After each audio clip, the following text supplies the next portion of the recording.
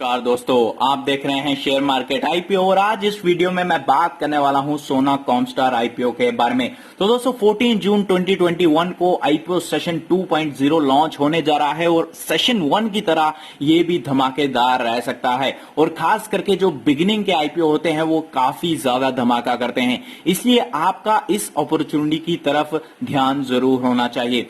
दोस्तों एक चीज और मैं बोलना चाहूंगा कि हमने शाह मेटालिक्स पे भी वीडियो बना दिया है, अगर आपने उस पे अभी तक नहीं देखा है हमारा व्यू तो आप देख सकते हैं, लिंक मैं उसका डिस्क्रिप्शन में आपको प्रोवाइड कर रहा हूं। तो दोस्तों यहां पे मैं आपको बताने वाला हूं कि इस आईपीओ को आपको सब्सक्राइब करना चाहिए या फिर नहीं, और इसका डब्बा बाजार में क्या भाव चल रहा है। अगर आपको डब्बा बाजार का भाव पता रहता है तो ये काफी हद तक आपको हेल्प करता है किसी आईपीओ को सब्सक्राइब करने में या फिर उसे अवॉइड करने में। तो चलिए दोस्तों बात करते हैं पहले कंपनी की कि कंपनी का बिजनेस क्या है। तो दोस्तों अगर मैं बात करूं इनके बिजनेस की तो ऑटोमेटिव का ये बिजनेस करते हैं। आप यहां पे देख सकते हैं ये मैन्युफैक्चर करते हैं, सप्लाई करते हैं of high tech critical automotive systems and components. तो यहां पे आप बिजनेस देख सकते हैं, काफी बढ़िया बिजनेस करते हैं। अगर मैं बात करूं इनकी जो सप्लाई है वो आप देख सकते हैं United states, Europe, China, India में इनकी जो है वो दोस्तों सप्लाईज हैं, both electrified and non electrified power strain segment. तो यहां पे आप यहां पे देख सकते हैं कि जो कंपनी का बिजनेस है वो हमें काफी अच्छा दिखाई दे रहा है। तो डिटेल में आप यहां पे चीजें जो है दोस्तों आप देख सकते हैं। तो ये तो बात हो गई इनके बिजनेस की। उसके बाद हम आगे बात करेंगे कंपनी की स्ट्रेंथ की। अगर हमें कंपनी की स्ट्रेंथ का पता रहता है तो ये हमें डेफिनेटली बहुत ज्यादा हेल्प करती है। तो यहां पे आप देख सकते हैं one of the leading manufacturers and suppliers to the global EV market. तो यहां पे हमें क्या चीज दर्शाती है ये चीज?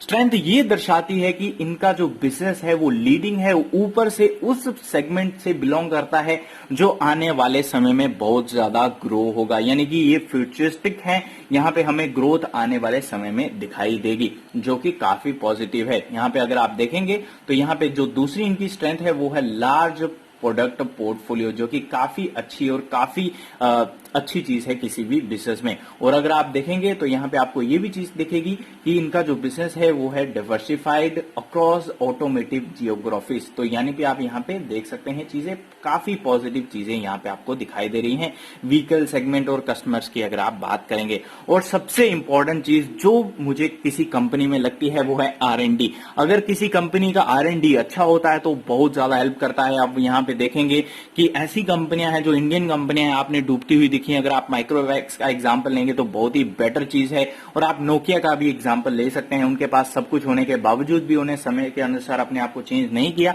तो वो डूबी, वो एक अलग विषय है। बट किसी कंपनी अगर स्ट्रॉन्ग R&D हो तो वो काफी ज्यादा हेल्पफुल रहता है और ये बहुत ही बड़ी जो है दोस्तों स्ट्रेंथ रहती है। उसके बाद अगर मैं बात करूं तो यहाँ पे इनका जो consistent financial performance track record है वो दर्शाता है कि आने वाले समय में भी कंपनी अच्छा परफॉर्म कर सकती है, क्योंकि इस तरह के बिजनेस में कंपनियां जो है दोस्तों ग्रो करती हैं और जिस तरह का विजन, जिस तरह का CAGR इस सेक्टर में दिख सकता है वो शायद ही किसी और सेक्टर में दिख सकता है, क्योंकि जब बिगिनिंग होती है तब कोई भी चीज बहुत ही रैपिड ग्रो से ग्रो करती है।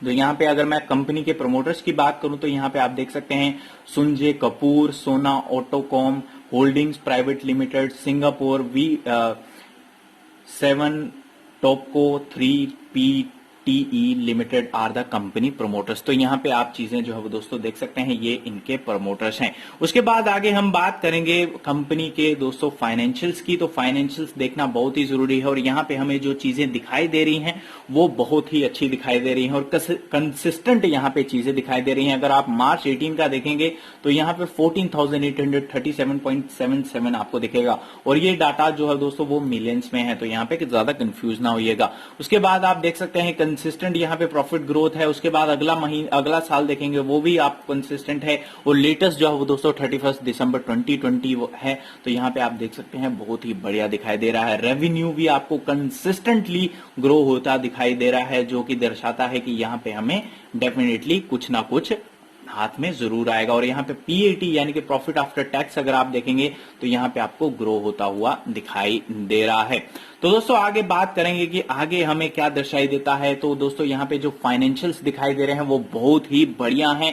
और अगर मैं ऑब्जेक्टिव की बात करूं तो कंपनी क्यों ये बिजनेस जो है वो आईपीओ लाने जा रही है, तो यहाँ पे अगर आपको बताऊं तो कंपनी जो है वो यहाँ पे डेट खत्म करने की बात कर रही है। आप यहाँ पे देख सकते हैं repayment and prepayment of companies borings fully और पार्शली, तो यहाँ पे आप देख सकते हैं। और दूसरा जो रीजन है वो है जनरल कॉर्पोरेट पर्पसेस। तो काफी यहाँ पे हमें चीजें जो है वो विजन में ठीक दिखाई दे रही हैं। यहाँ पे कंपनी के जो होल्डर्स हैं वो माल नहीं बेच रहे हैं, यहाँ पे जो है वो ग्रोथ के लिए यहाँ पे आईपीओ लाया जा रहा है।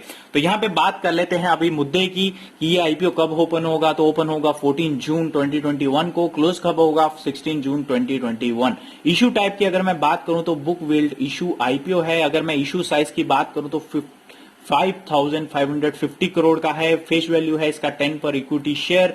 और अगर अब मैं बात करूं इसके आईपीओ प्राइस की तो 285 से 291 है। आप डेफिनेटली इस प्राइस पे बिड करने वाले हैं, क्योंकि अगर आप लो प्राइस पे बिड करेंगे तो पिछली बार आईपीओ नहीं मिला, इवन जो मैक्स बिड है उस पे भी नहीं मिला। तो हालांकि आप मैक्स पे ही करने वाले हो और सभी जो है वो मैक्स पे ही बिड करते हैं। मार्केट लॉट की अगर मैं बात करूं तो 51 शेयर्स जो है वो दोस्तों मार्केट लॉट है। अगर मैं मिनिमम ऑर्डर क्वांटिटी की अगर मैं बात करूं तो यहाँ पे आप देख सकते हैं 51 शेयर्स हैं। तो उसके बाद अगर मैं लिस्टिंग की बात करूं तो यहाँ पे बीएसई एनएसई पे यहाँ पे लिस्टिंग होने जा रही है। उसके बाद आगे हम बात करेंगे दोस्तों ये आपके अलॉटमेंट कब मिलेगी। अलॉटमेंट मिलेगी 21 जून को।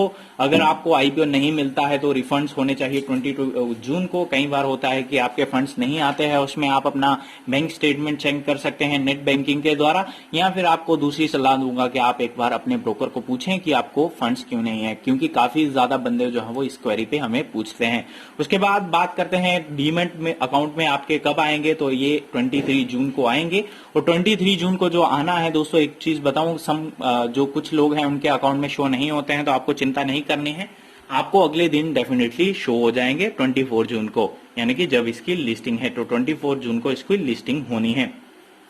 तो दोस्तों अगली बात करेंगे हम इसके लॉट्स की। तो यानी कि यहाँ पे आप लॉट एक ले सकते हैं और जिसमें 51 शेयर्स आएंगे और मैक्सिमम लॉट जो है वो दोस्तों 13 है, यानी कि आप 663 शेयर्स बाय कर सकते हैं। यानी कि अगर आप मिनिमम माल लेना चाहते हैं तो आपको 15,000 खर्च करना पड़ेगा, और अगर आप मैक्सिमम लेना चाहते हैं तो आप 2 लाख ही ले सकते हैं। यानी कि 2 लाख से ज्यादा आप नहीं लगा सकते और 14,000 से आप कम नहीं लगा सकते। ये इनका क्राइटेरिया है और ये आपको अच्छे से पता रहता है।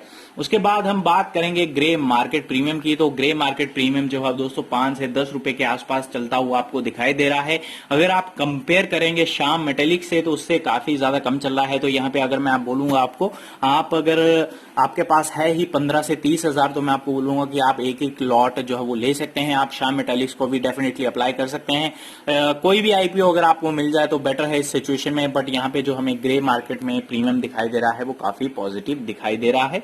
हाँ डेफिनेटली अगर आप श्याम मेटेलिक से कंपेयर करेंगे तो कम दिखाई दे रहा है, बट यहाँ पे हमें पॉजिटिव अभी तक दिखाई दे रहा है। और यहाँ पे ये जो जीएमपी है वो हमें बढ़ता हुआ दिखाई देना चाहिए। बट मुझे इतना ज्यादा अगर आप बोलेंगे कि बहुत ज्यादा खुशी हुई इसके जीएमपी को देके, वो नहीं हुई है, बट ये पॉजिटिव हमें डेफिनेटली दिखाई दे रहा है। तो चलिए दोस्तों बात करते हैं अगली। अगर आपने हमारे चैनल को अभी तक सब्सक्राइब नहीं किया तो सब्सक्राइब जरूर करें, और वीडियो आपको कैसा लगा ये भी आप कमेंट करके जरूर बता सकते हैं। धन्यवाद।